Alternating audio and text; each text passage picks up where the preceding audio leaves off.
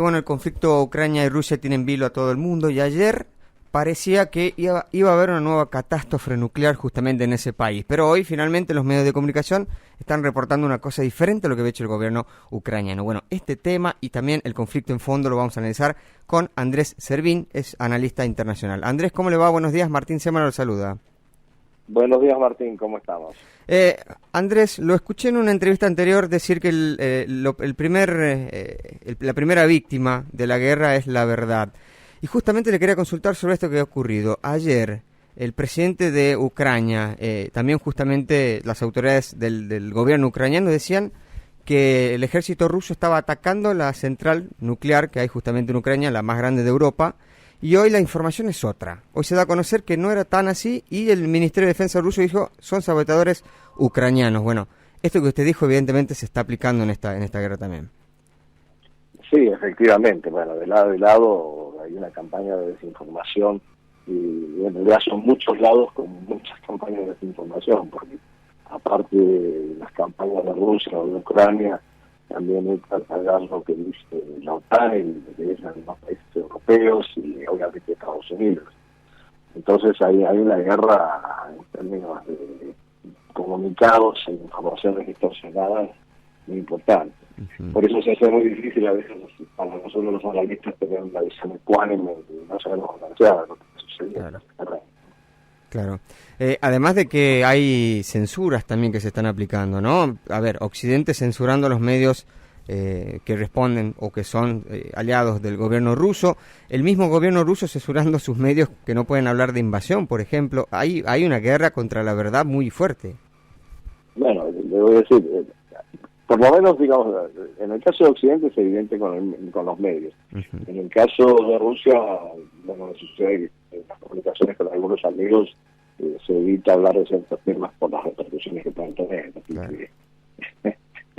Entran en esfera más privada, si ustedes quieren. Claro. Pero de todas maneras, todos hacen gala de su capacidad de distorsionar y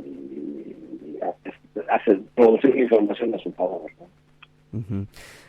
Andrés, consultarle, la ONU resolvió, bueno, la Asamblea General resolvió dos cosas. Primero, condenar y pedir el cese justamente de la guerra. Y ahora también decidió investigar si hubo crímenes justamente contra los derechos humanos. Y mi pregunta puntual es, ¿qué tanto poder o qué tanta influencia tiene hoy la ONU cuando se trata de una potencia como Rusia? Realmente yo no veo que pueda tener mucho impacto, por lo menos a corto plazo. Primero, ya sabemos que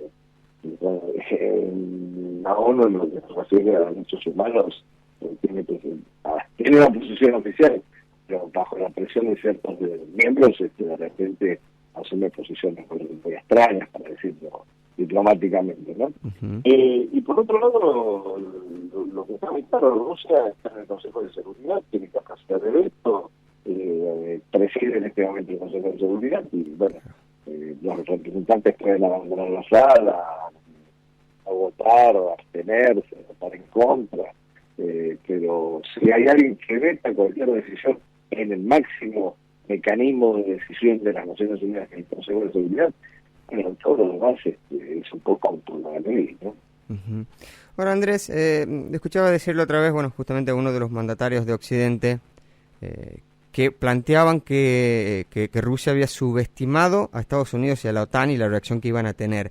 ¿Usted cree que efectivamente Rusia creyó tener más recursos de lo que tenía o que Ucrania iba a ser una menor defensa de lo que está haciendo? Bueno, a ver, yo estoy totalmente en desacuerdo con la opinión de que Rusia había subestimado a Estados Unidos en la OTAN. Yo creo que Putin estuvo muy claro en aprovechar momentos de debilidad, particularmente de Estados Unidos, tanto por la situación política interna como por la salida de Afganistán y por cómo se estaba enfrentando el mundo en términos de la capacidad de sostener su liderazgo. Y bueno, yo hay que decir que la situación en realidad debería aprovechar las instituciones públicas, para bien o para mal, pueden estar de acuerdo o no, ¿no? Uh-huh. Pero la oportunidad se le presentó a Putin y se la aprovechó. Y ahora, Andrés, consultarle también lo que tiene que ver con la figura de los presidentes, ¿no? Porque parecía, o por lo menos al principio, del conflicto parecía que el presidente ucraniano se lo veía como un presidente quizás un tanto más débil y hoy quizás se lo ve más fortalecido. Mi pregunta es, ¿esto es realmente así? Y en el caso del presidente de la Federación Rusa, ¿cómo crees que va a terminar esta guerra, su imagen, para el mismo pueblo ruso? Bueno, en el caso de Zelensky, evidentemente sí se fortaleció su imagen, a pesar de no ser un político experto, no provenir de la política, asumir ese rol. No nos olvidemos que tiene una lista actoral, ¿no? De haber sido actor previo a desempeñarse como político, pero ha asumido un rol de resistencia, de la resistencia, de muy buen manejo de las cámaras y de la comunicación en ese sentido, ¿no?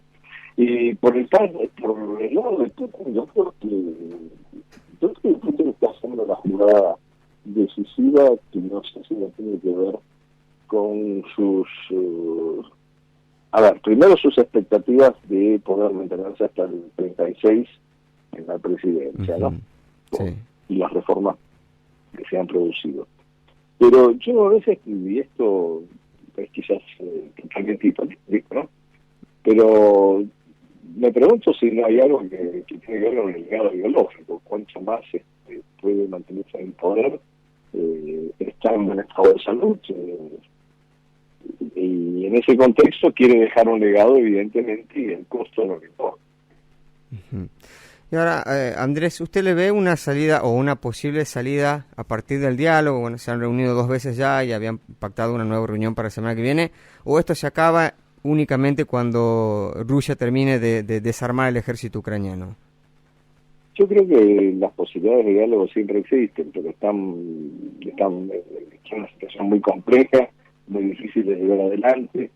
Cada una de las partes trata de imponer condiciones que la otra no reconoce, y si no se llega a algún tipo de conversaciones y de acuerdos que básicamente actualicen, pongan al día los acuerdos de Minsk que están detrás de todo esto, ¿no?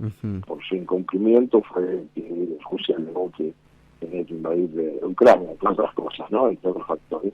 Si no se actualizan los acuerdos de Minsk, lo más probable es que tengamos un escenario de Rusia terminando de controlar el territorio ucraniano, eventualmente haciendo algún tipo de gobierno de transición, claro, y encontrándose con la gran dificultad de manejar un territorio como ese, que ya sabemos por la misma experiencia de los estadounidenses en Irak, que no es materia fácil, particularmente si venga la distinta sociedad. Claro, a ver, uno imagina ese escenario, ¿no? Rusia concreta la invasión, pone un gobierno afín o prorruso si se quiere, y es probable que inicie esta guerra de guerrillas que bueno, suele acostumbrarse cuando un país es ocupado por otro. Ucrania tiene una historia de guerra de guerrillas Sí. que se remonta a principios del siglo pasado. Durante la Revolución Rusa, antes de que los bolcheviques tomaran enteramente Ucrania, hubo varias formas de resistencia. Uno fue un ejército campesino, anarquista, encabezado por Magnó. Después, en la Segunda Guerra Mundial, también, de alguna manera, los ucranianos pro-nazis que se columnaron detrás de bandera y por lo menos con los alemanes también ejercieron alguna forma de guerrilla. Entonces, y también se encontraron con la guerrilla rusa, eso vamos a estar claros, ¿no? Claro. Pero bueno, no es descartable, siempre y cuando, sí, desde luego, no el apoyo directo del Occidente, pero por lo menos el apoyo logístico se mantenga, porque para mantener una guerrilla obviamente hay que tener armas, suministros, etc.